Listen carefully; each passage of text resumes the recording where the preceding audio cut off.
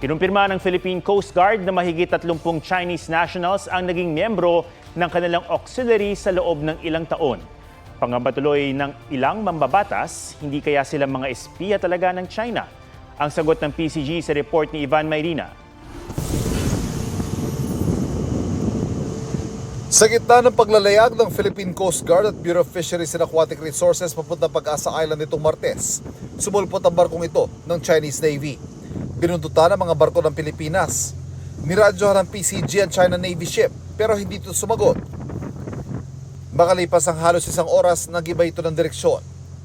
Napapadalas at kung minsan nagiging marahas ang pagharap sa karagatan ng PCG at mga barko ng China. Kaya naman laking gulat ng mga kongresista nang malamang 36 na Chinese nationals ang naging miyembro ng PCG Auxiliary sa loob ng ilang taon.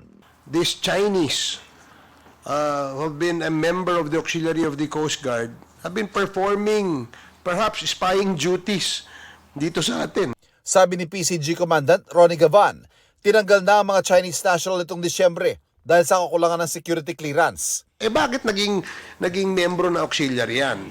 Somebody have allowed them to become members of the auxiliary. The requirement for national security clearance started in my term.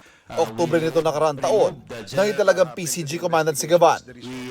Paglilinaw ng PCG, walang basehan para ituring na espiya ang mga tinanggal na Coast Guard Auxiliary at bagamat Chinese nationals. Ang ilan sa kanila, may mga asawang Pilipino o matagal na nagnenegosyo sa bansa.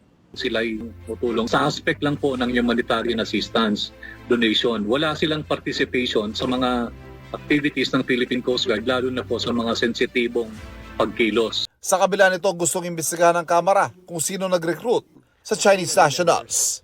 Ivan Mayrina nagbabalita para sa GMA Integrated News. Mga kapuso, alamin ang State of the Nation.